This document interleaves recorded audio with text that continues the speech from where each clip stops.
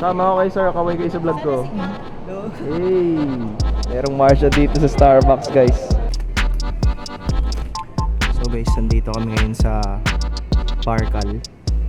Pumasok kami sa The Marketplace, medyo social yung grocery. So babe, anong gusto mo? Agay, ang sakit na talaga man. Siya talaga naglalatag ng mangyayari sa daily vlog na to.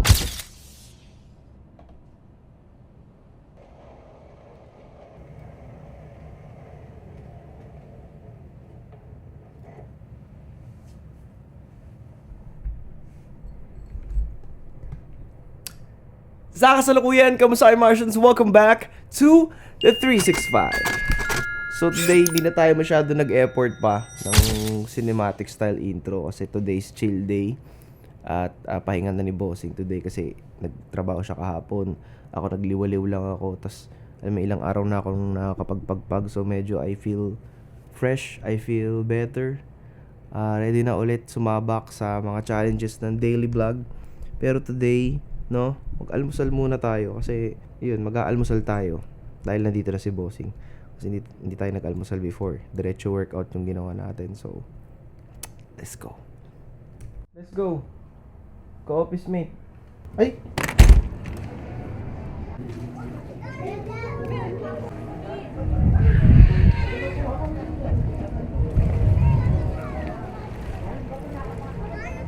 Ayun na, may private pool, oh. So yun guys, mabilisang photoshoot.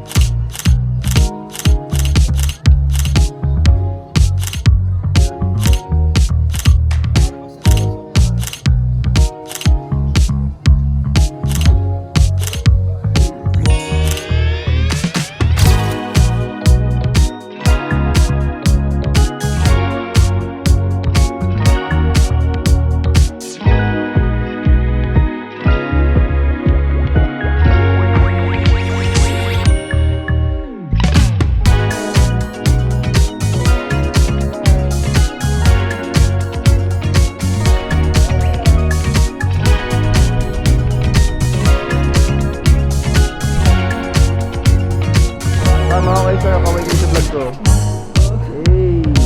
Merong Marsha dito sa Starbucks, guys.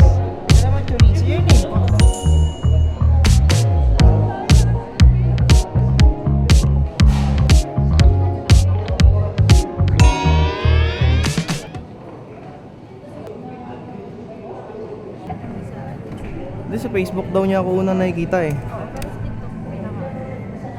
So guys, lumipat kami ng Starbucks kasi wala silang ice cream. Sobrang init. Ang in-order ko ay, try nyo to, barista drink. Ha? Gawa ni barista drink. Oh. Solid to guys. Bago kong kinahihiligan yung barista drink.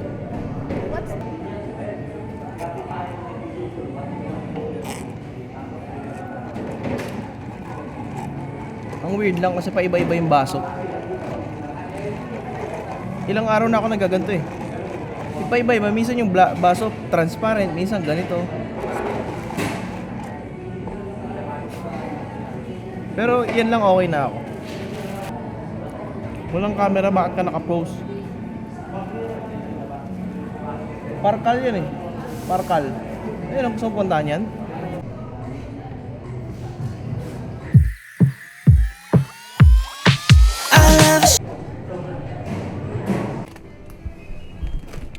So guys, nandito kami ngayon sa Parcal.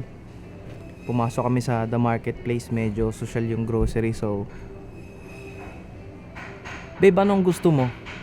May bibiling ka pa bang iba dito?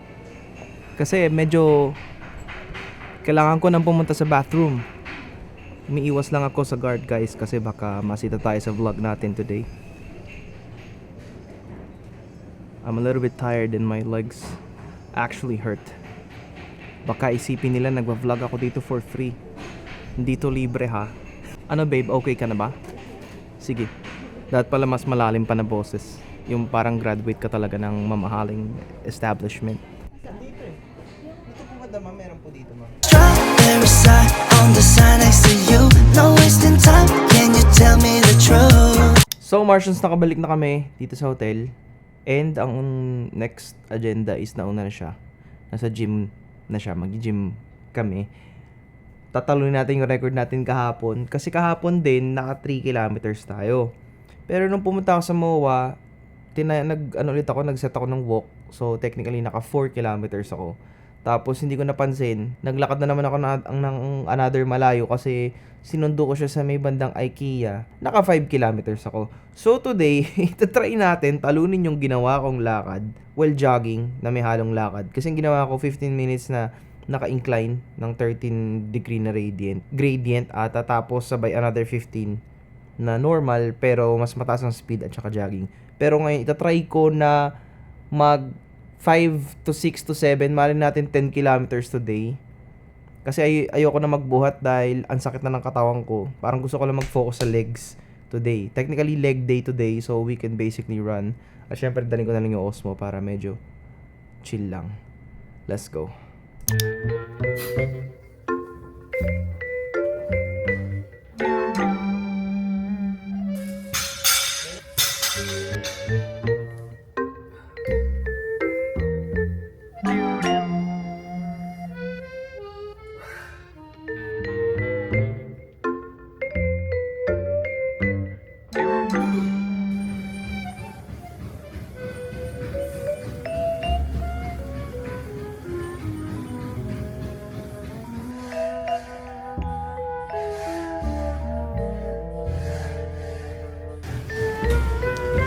So yun guys, naka 1.50 lang ako.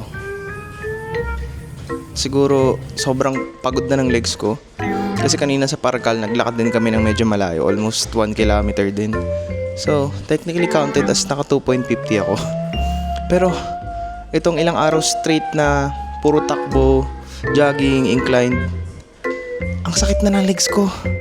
Pero ipupush ko pa rin to kahit bukas. Siguro laylohan ko lang ngayon. Tinanong ko ngayon eh. Pwede pa ako bumalik? Pinahinga ko lang ulit kasi pupulikatin na ako to the max. Dadahilan ka pa, mahina legs mo. It hurts, you know. Kailangan natin mag-ensayo hindi dahil sa matrabaho kundi dahil sa edad. Ngayon pa lang, I wanna look good in my 40s. Gusto ko yung itsura ko Sino nga ba yun yung idol natin? Hindi si Hemsworth. Yung nagpauso talaga ng Baby Don't Hurt Me. Yun yung idol natin.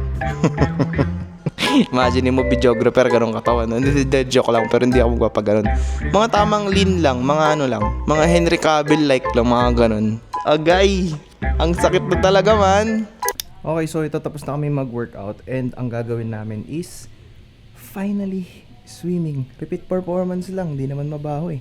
Kasi nga guys, mabango si Marco Mars.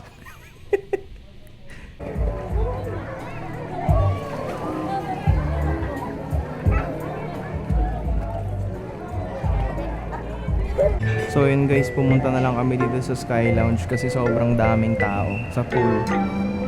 Magpipika-pika muna na lang kami habang baka sakaling humupa yung dami ng tao.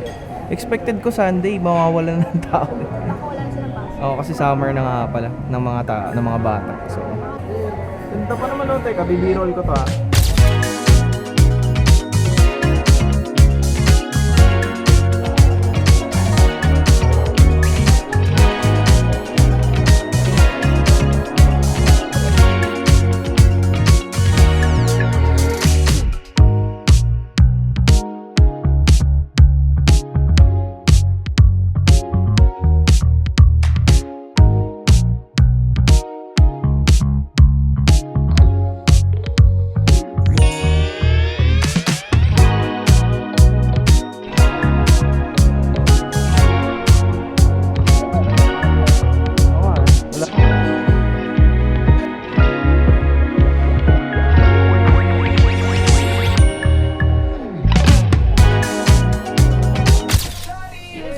na kami nakapag-swimming guys.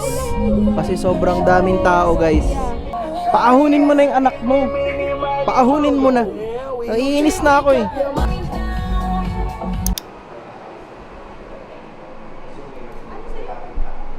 Build daw siya ng...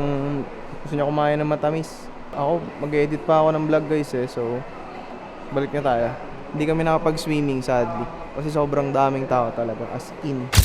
So, yun Martians, nakabalik na po kami. And, ayun, medyo nakaka-disappoint kasi hindi nga nakapag-swimming. Yung pa naman yung pinaka-highlight dapat ng araw today.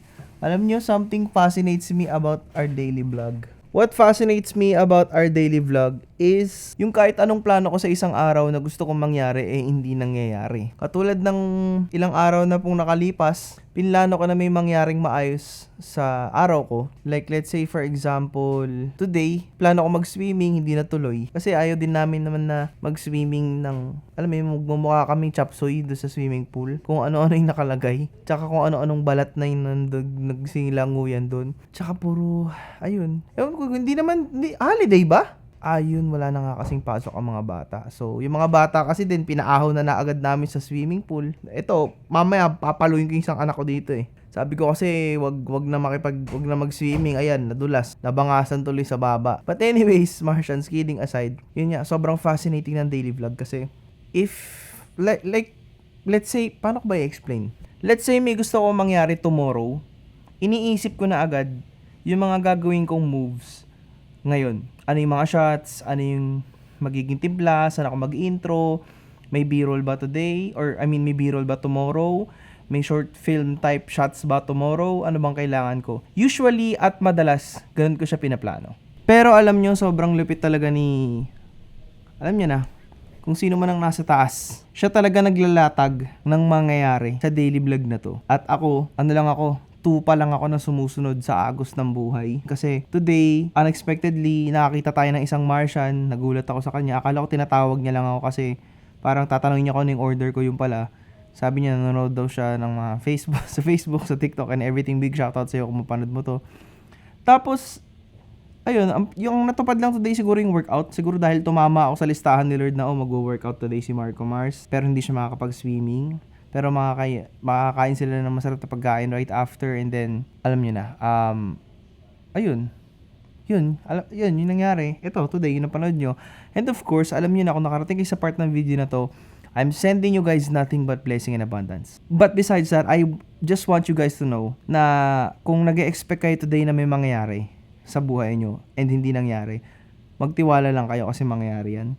And, yun nga, kwento mo naman yan, buhay mo yan. Ako, ito yung kwento ko, ito yung libro ko, yung araw-araw na nakikita nyo sa daily vlog. I have learned to actually just trust, hindi yung process, but trust the flow of the story of your own life. Hindi ko siguro kailangan magmadali, hindi ko kailangan malungkot, hindi ko mataranta. Siguro ngayon kaya ako ito nasasabi because I'm at a perfectly refreshed state na, alam mo yun, nakaalis ako sa nakagawian natin sa daily vlog na halos araw-araw nag-e-edit na sa kwarto paulit-ulit, and nadidiskartehan kong makagawa ng daily vlog, makapag-isip ng topics, makapagbigay ng value sa inyo, and ayun, magtiwala lang kayo sa nangyayari. Yun lang masasabi ko. Yun nga, sa pagtatapos, yun lang masasabi ko for today. Sana tomorrow will be that day. Sa pagtatapos, that is it for this vlog. Make sure to like and subscribe. Para may good vibes, I'm sending you guys nothing but blessing and abundance. Alam niyo na, kita-kits tayo bukas. Peace out.